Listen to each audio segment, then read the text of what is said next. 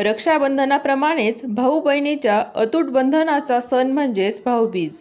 या दिवशी बहीण आपल्या लाडक्या भावाला किंवा माहेरच्या व्यक्तींना ओवाळते। या बदल्यात माहेरच्या व्यक्ती आपल्या बहिणीला लेकीला काहीतरी भेटवस्तू देत असतात। तर आजच्या व्हिडिओमध्ये आपण भाऊबीजेची माहिती बघणार आहोत।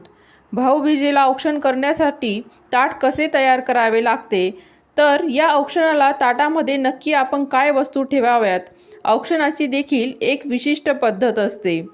औक्षण योग्य पद्धतीनेच करावे हे आज आपण या व्हिडिओमध्ये बघणार आहोत। यमद्वितीयेला हे काम आठवणीने करा, यासाठी व्हिडिओ पूर्ण बघा। तत्पूर्वी चॅनलवर नवीन असाल तर सबस्क्राईब जरूर करा। दरवर्षी कार्तिक महिन्याच्या शुक्ल पक्षाच्या द्वितीयेला भाऊबीज हा सण आपण साजरा करत असतो। यंदा 15 नोव्हेंबर 2023ला म्हणजेच बुधवारी हा सण आपल्याला साजरा करायचा आहे। दिवाळीचा हा सर्वात शेवटचा दिवस असतो। बरेच जण फक्त भाऊबीजेपर्यंतच दिवे लावत असतात, तर काही जण कोणी तर देवदिवाळीपर्यंत म्हणजेच तुळशी विवाहापर्यंत दिवे लावत असतात। भाऊबीजेचा हा दिवस यमद्वितीया म्हणून देखील ओळखला जातो। भावाला दीर्घ आयुष्य मिळावा या इच्छेसह बहिणी यमराजाची देखील पूजा करत असतात। यमपाशातून आपला भाऊ, माहेरची मंडळी सुरक्षित राहावी अशी त्यामागील श्रद्धा आहे। अगदी कुणाला भाऊ नसेल तर चंद्राला भाऊ मानून चंद्राची पूजा देखील बऱ्याच जणी करत असतात। भाऊबीजेला हनुमानाची देखील पूजा प्रथम केली जात असते। बऱ्याच जणांकडे फोटो असतो, तर फोटोमध्ये देखील आपण हनुमानाचे औक्षण करू शकतो। तसेच जर तुमच्या घराजवळ मंदिर असेल तर मंदिरात जाऊन देखील तुम्ही औक्षण करू शकतात। आणि जर दोन्हीही नसेल तर बऱ्याच जणी दक्षिण दिशेला तोंड करून सर्वात पहिले हनुमानाला औक्षण करतात, नंतर यमदेवाला औक्षण करत असतात, त्यांना करदोडा नारळ अर्पण करत असतात, नंतर भावाला औक्षणाला सुरुवात होते। आता औक्षणाच्या ताटात नेमक्या कोणकोणत्या वस्तू ठेवाव्यात ते आता आपण बघूया। सर्वात प्रथम देवपूजेतील तांब्याचे ताट स्वच्छ धुवून पुसून घ्या। जर तुमच्याकडे चांदीचे कास्याचे ताट असेल तेही घेतले तरी चालेल, नसेलच तर आपले रोजचे ताट घेतले तरीही चालेल। सर्वात प्रथम आपल्याला एक दिवा तयार करायचा असतो। तो दिवा आपल्या गव्हाच्या पिठाचा तयार करायचा असतो। त्या गव्हाच्या पिठात थोडी हळद टाकून नंतर तो दिवा तयार करायचा असतो। त्यात मीठ टाकायचे नसते। नंतर पिठाच्या दिव्यासोबतच 2 मुटके देखील बनवायचे असतात। त्यावर आपल्या बोटांचे थोडे थोडे ठसे देखील उमटवायचे असतात। नंतर हे दोन्ही मुटके आपल्या दिव्याच्या आजूबाजूला ठेवायचे असतात।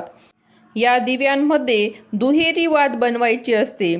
तेल किंवा तूप टाकून आपण तो दिवा प्रज्वलित करायचा असतो।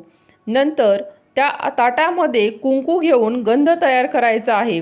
या कुंकवात तेल अथवा पाणी टाकून तो थोडासा ओलसर करायचा आहे। नंतर त्या ताटामध्ये अक्षता घ्यायच्या आहेत।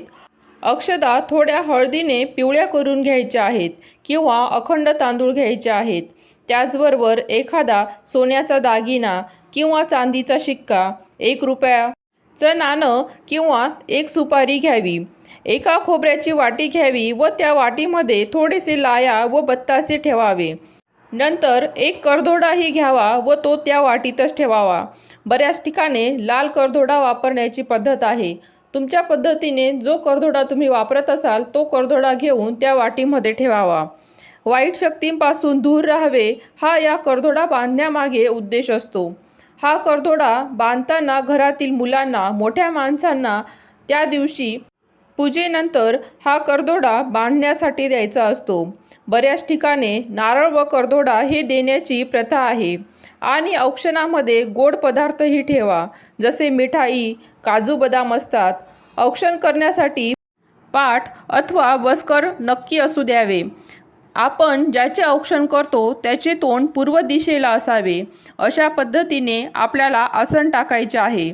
फक्त दिव्याचे तोंड दक्षिण किंवा उत्तरेला येऊ नये याची आपण काळजी घ्यायची आहे। हा सण आपण दिवसभरातून केव्हाही साजरा करू शकतो। सर्वात प्रथम भावाला करंगळीच्या शेजारच्या बोटाने किंवा अंगठ्याने भावाला गंध लावायचा आहे।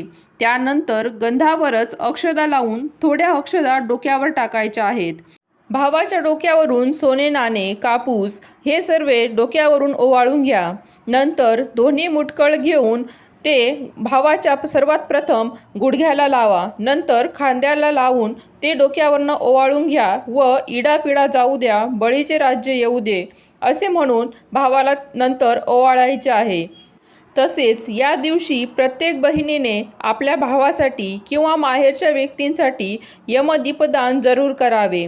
जसं धनत्रयोदशीच्या दिवशी आपण करतो त्याचप्रमाणे हे भाऊबीजेच्या दिवशी देखील दीपदान करायचे असते. जो दिवा आपण ओवाळण्यासाठी घेतलेला असतो तोच दिवा दक्षिण दिशेला तोंड करून लावायचा असतो आणि मंत्र म्हणायचे असतात किंवा हे यमराजा, माझ्या माहेरच्या कोणत्याही व्यक्तींवर अपमृत्यूचं संकट येऊ देऊ नको अशा सोप्या पद्धतीने देखील तुम्ही प्रार्थना करू शकतात. आता आपण भाऊबीजेची छोटीशी कथा बघूया. सूर्यदेवाची पत्नी छाया हिच्या पोटी यमराज आणि यमुना यांचा जन्म झाला.